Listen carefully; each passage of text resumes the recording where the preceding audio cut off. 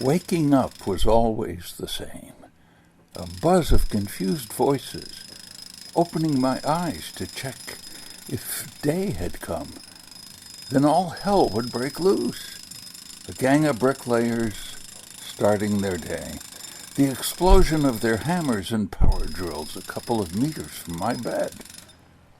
The only thing separating me from that infernal noise, burrowing beneath the blankets, was a white wall, plus the pink wax plugs I'd stuffed in my ears the night before, knowing what was coming. It always happened at the same time, 8 o'clock, on the dot. They'd been working inside the big old building next door for more than a year. Over the months, I'd tried to make my bed as far away from that wall as possible, tossing down in different corners of my own house to isolate myself from the racket. Not that it made much difference. And it wasn't just the simple fact of being woken up at such an hour that rankled, more the knowledge that the noise was going to persist all day, with only a break for lunch. The lunchtime lull lasted half an hour, maybe 5 minutes more, if I was lucky. I tried to stay away from the house all day, working as much as possible at night, when a marvelous, never-forgotten silence fell on the narrow street where I lived. That's Via Diaz, in the ancient city of Pesaro, a city in the Marches, Italy. My nerves finally gave way in the early days of April, with the start of new work on the western side of the building, the erection of another crane, a mixer, more new scaffolding, told me what was about to happen. More bricklayers, more pneumatic drills. Black despair took possession of my mind and my soul. The new operation entered the destructive fury phase a couple of days later. They were knocking down internal walls, brick by brick, the intention being to put up new walls, brick by brick. I asked the foreman how long he thought the job was going to take.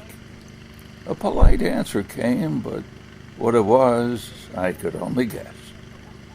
A migrant worker, stumbling on the tricky local dialect. I got the message, though. For as long as it takes, that was the gist of it. At the time, I was in the final stages of my own work, which involved a very fine recording I'd produced a year or so ago, and I was hoping to have it ready for the book fair in Turin, where we take a stand every year to promote our cooperative's latest CD. The work is similar to a film director working on the rough cuts before making the final decision. You go back and listen to all the recording sessions, hours and hours of music, picking and choosing the most interesting material, sorting it and setting it up for editing, recognizing and removing errors and minor imperfections. Given that the material was dedicated to music for voice and 2 lutes, refined and delicate Renaissance instruments, I had no alternative but to get away from the noise and do my work by night.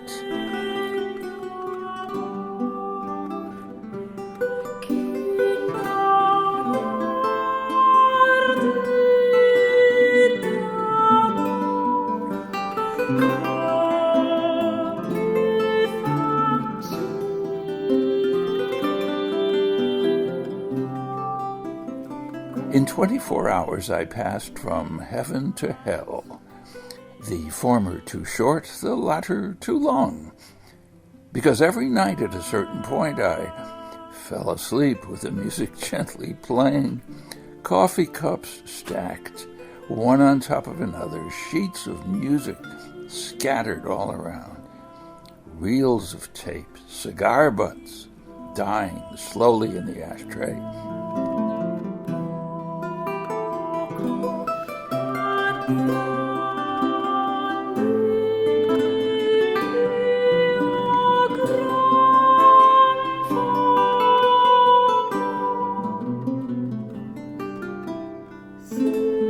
I'd wake up sooner or later with an ache in my neck and crawl off to bed, never forgetting to stuff those useless wax plugs in my ears before total oblivion descended.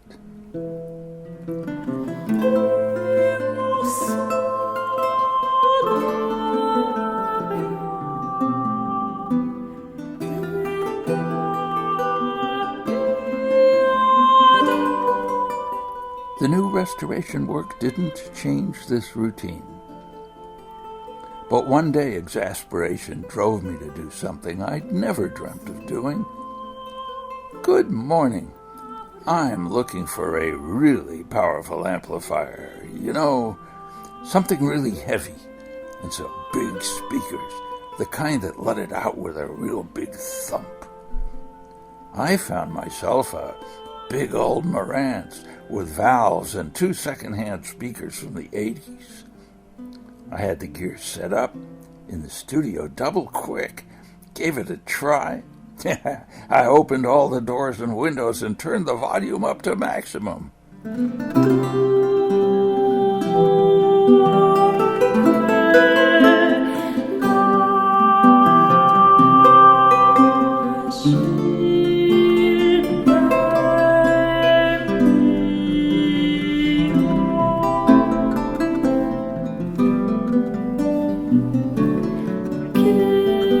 Outside, an enormous crane was transporting gigantic objects up and down. A lorry with its noisy engine had been idling there for hours, and suddenly this river of unchained music burst forth from my window, and I let out a yell of joy with all the force of which I was possessed. The stereo played, and I stepped out of the door to gauge the effect. The hallway and the staircase were awash with sound.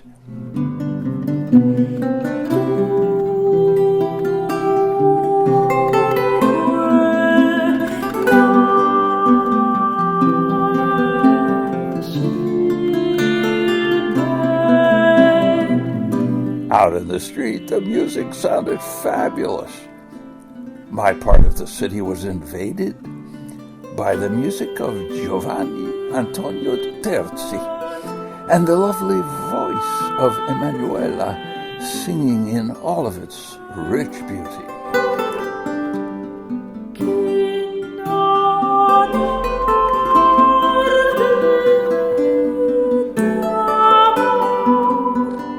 For the first time, I realized just how fine the acoustics were in Villa Diaz. Apart from the symbolic and momentary act of rebellion, what really changed was the realization that by carefully regulating the volume, I no longer heard the hammers and pneumatic drills. I could outplay them. The nightmare was over. I could work.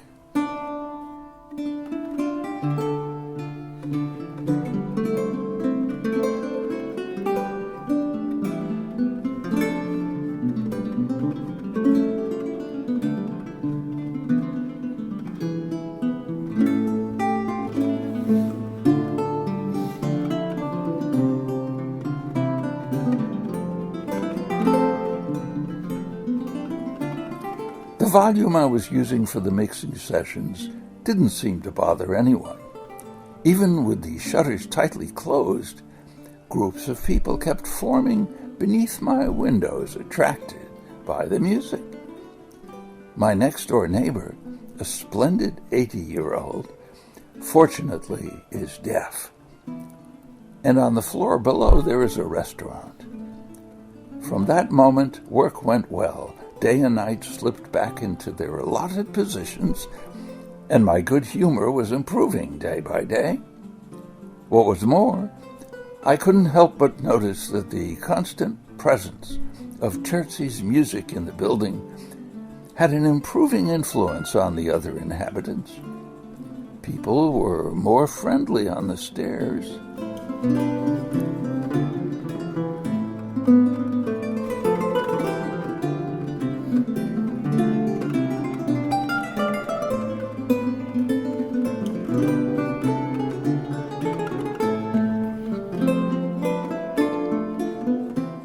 Life was looking brighter all around. Then, one morning opening my window, I noticed a man leaning on the wall of the building opposite. He was looking up, and I had the sensation that he was waiting eagerly for the concert to begin. I had just started work on one of the vocal pieces, Così legione.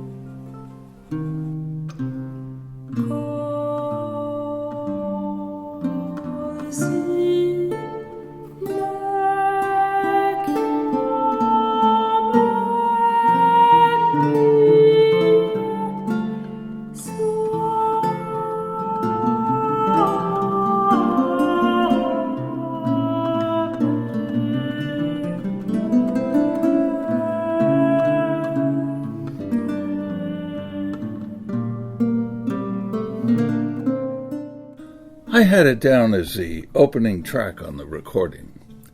It was perfect.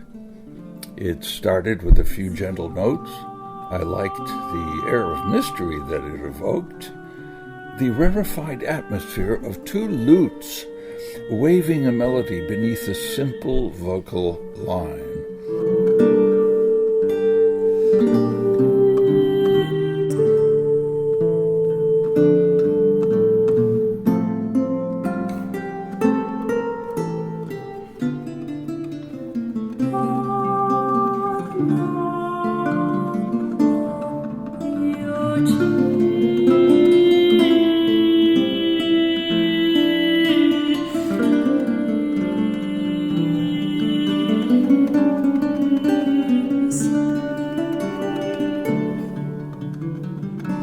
And that man was always standing there listening. The idea of a stranger hovering beneath my window, listening to what I was doing, threw me a bit. He'd been there all the morning. He was still there when I left the house later, his elbow resting on a black metal drum. I thought he might be a Slav. I nodded at him. He looked a bit rough. His eyes swollen, skin red, hair uncombed, a long white beard with tobacco stains. He did have nice shoes, though, brown ones with laces, and he wore an old raincoat that fell below his knees. I could only wonder what would happen if they took that metal drum away. Would he still be able to stand up or not? Two blue eyes met mine. I felt them fixed on my back as I walked away, and I had to struggle not to look back.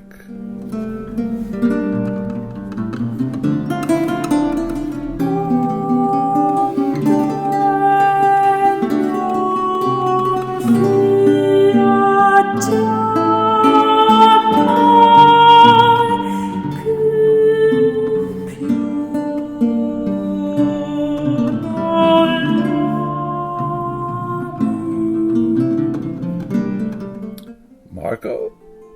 Hi, Luci. There's a guy hanging about under my window. He's been there since the morning. Who is he? I've no idea. He looks like a tramp. Do you fancy lunch? You bet.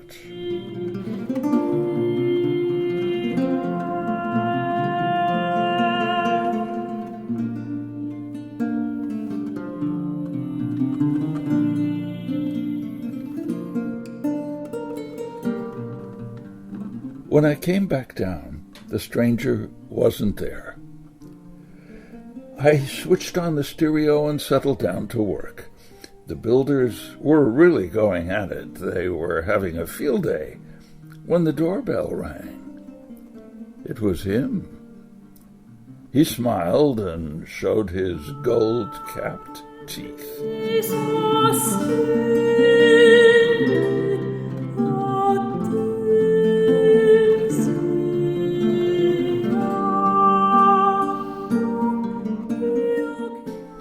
The bottom now had seen better days. They were almost worn through. I managed to say something. His presence had me worried. Beautiful music. Beautiful, beautiful, he laughed nervously, as if it were the only word he knew. Oh, yeah, beautiful music. He was gesticulating. He seemed to be trying to make more of the words, struggling with the few he knew, and the more he waved his arms about, the stronger the scent of talcum powder he gave off.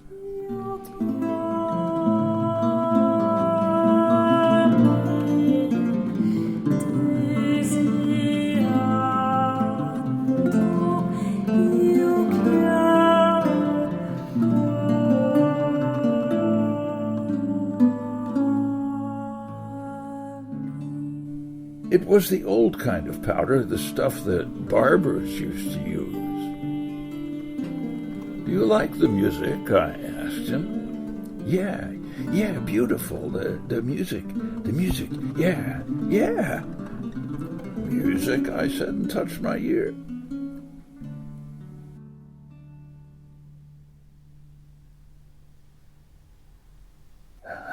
Radio music, beautiful. Where are you from? I asked. The Ukraine. Who was he, in heaven's name?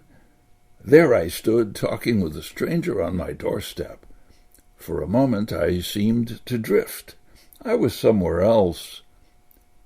Così le ciome played in the background.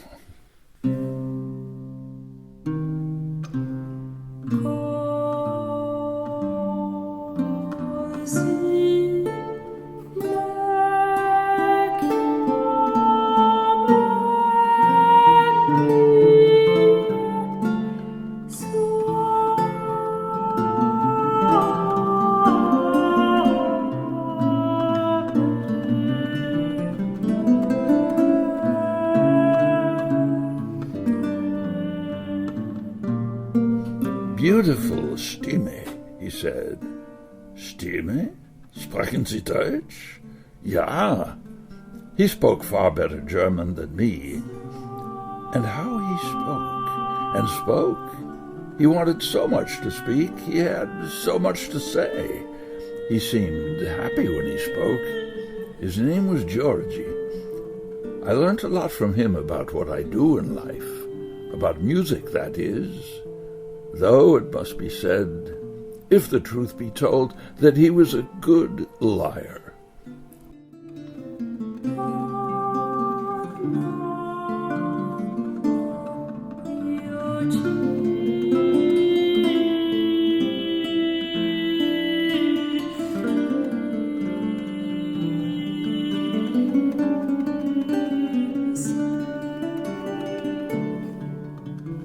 Giorgios was 66 years old. His father was Russian, his mother German, and he was one of 4 children. He had a degree in literature, and for 30 years he'd been the director of the classical music programs on Radio Kiev. He said, "Who is the singer?" "She's Italian." "And the music? Who is the composer?" "Giovanni Antonio Terzi. He was working at the end of the 16th century. Why are you playing it so loud?" "To drown out the building noise." "It is so beautiful. But what are you doing?" "I'm making a record."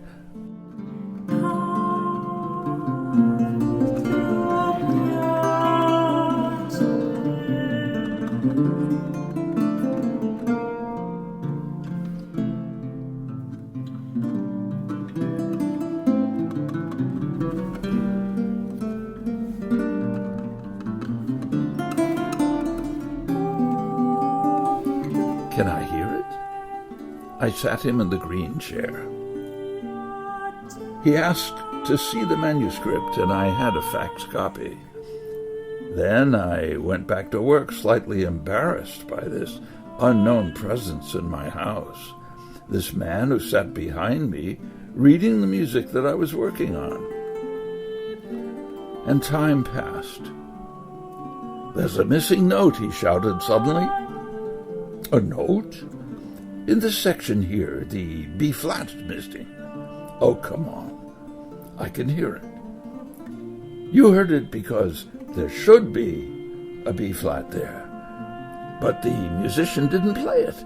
There's a note missing. Really, listen carefully. I listened to those two bars over and over again. He was right. There was a note missing. Do you like this piece? He asked. Well, it's one of the best on the CD. I'm thinking of using it as the opening track. What's it called? Così leggiome.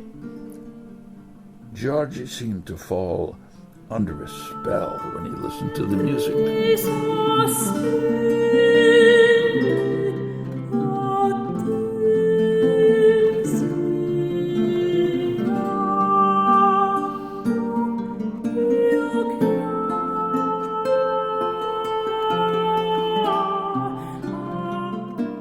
When he listened to the music, his thoughts far away.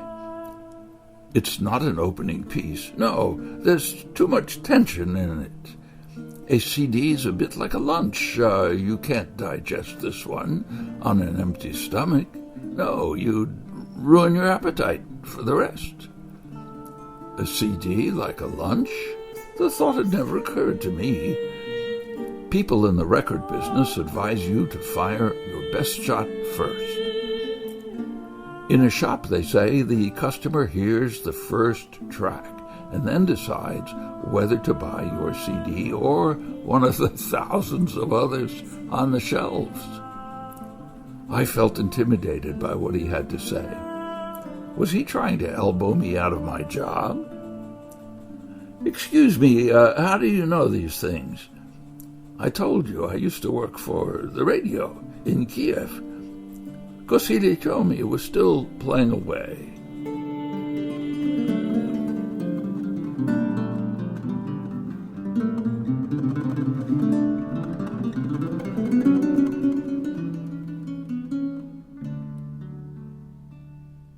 Have you got any other takes of this piece? Of course, I replied. Shall we listen to them together? Of all the takes we'd recorded, Giorgio was the most impressed with the first. Così leggiome begins with a fifth, a C against a G.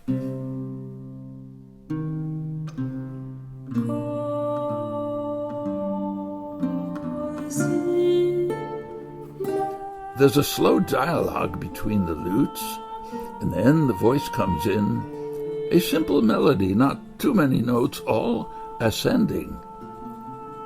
This is the one, he said. This is the most beautiful.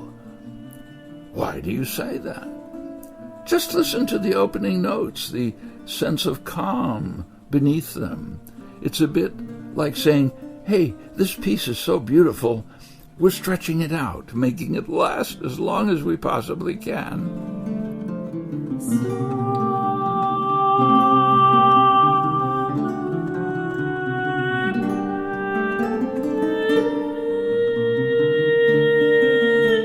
And listen to her voice. It's so smooth, like silk or velvet.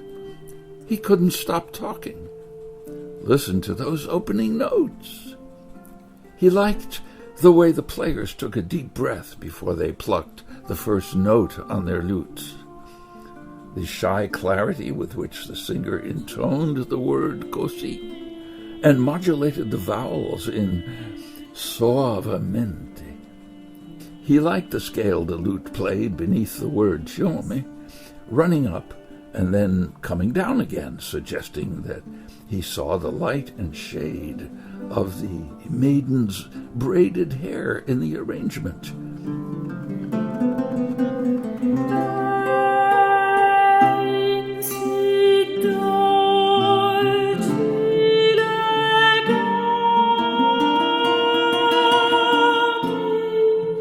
It was rare, he said, to be able to hold a note so long and so perfectly in tune without betraying the fact that the singer had to breathe.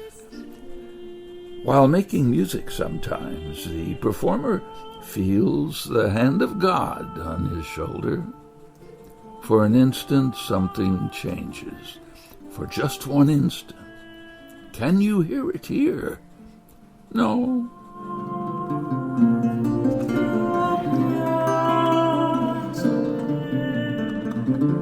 I couldn't hear any such thing. The music hadn't made an impression of that sort on me. And I felt a fool. This man was hearing things that I could not. He drew images from sounds, and he was convinced by them. There was only one possible explanation. He was a mad visionary. Do you believe in God? I asked him. Yes, of course.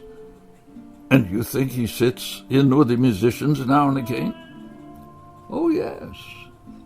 Exhaustion point was reached shortly after dusk. He had to go. I realized as he stood to his feet and put the green chair back in its place. He touched my hair and looked at me with those wide blue eyes of his. Thanks, he said.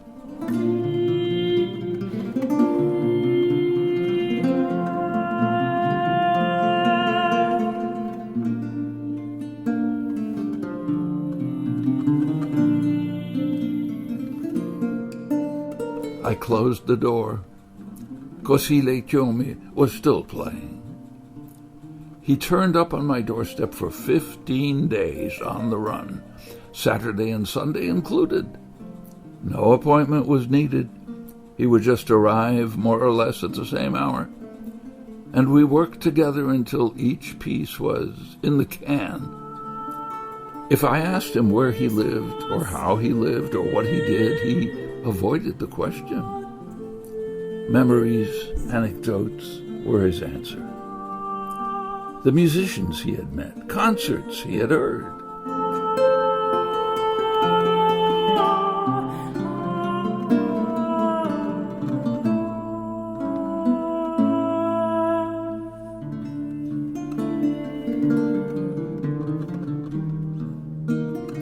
We only ever disagreed once, the last time.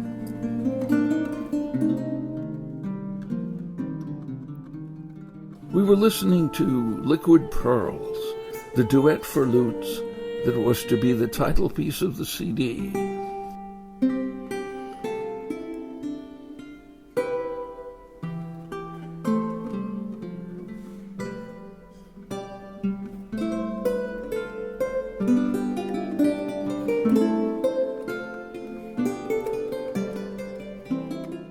He listened to it after his own fashion, and it was becoming my fashion too, comparing the different recordings of the piece.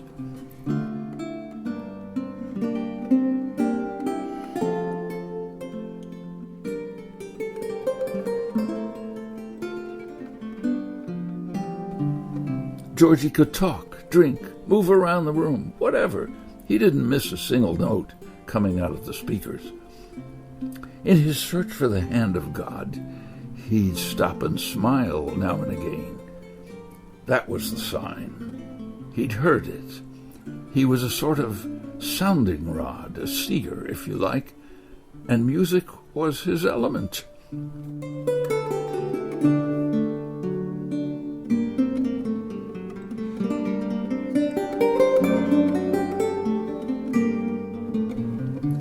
Of the 8 recordings of the piece, Giorgio got most excited about the 6th. Again, there was nothing in my notes that pointed to anything extra special about it, but he was insistent. The lute was stroked with the fingertips. Everything was delicate, refined, pianissimo. Even with the volume turned up, the players barely seemed to caress the strings.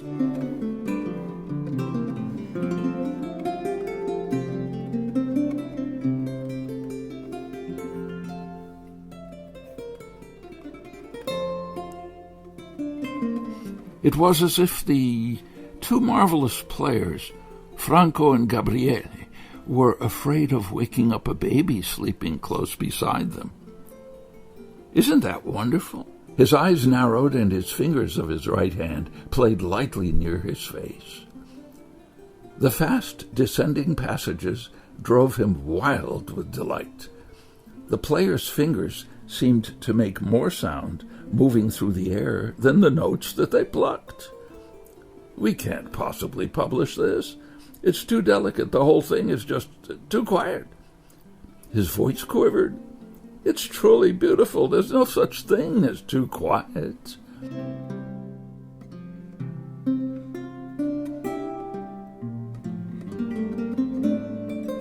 It should be the last piece on the recording. I disagreed with him. I was not going to use that version on the final recording. No way. That evening, March 27th, 2003, was the last time I saw Giorgi. His old-fashioned talc, his voice, were gone. He never touched my hair again. He never came back. I was worried, and I looked all over the place for him for days. The police station, the hospitals, help centers for immigrants, prison, the lunatic asylum. Nothing.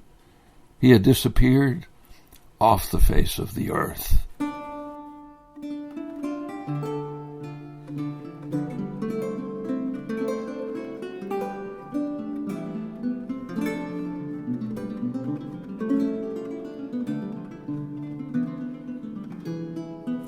And then suddenly I recalled what he'd said on that last evening.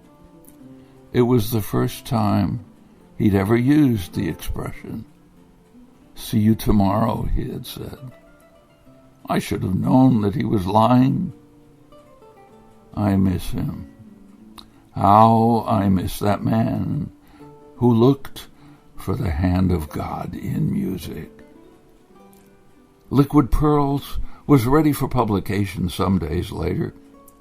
What a pity he wasn't there when we chose the cover picture. He'd certainly have had some constructive comments to make about it. I put all his favorites on the CD, including the number 6 of Liquid Pearls as the final track. I just hope that one day, somewhere in the world, when someone plays this music loud through an open window, Giorgi will step out of the shadows and smile.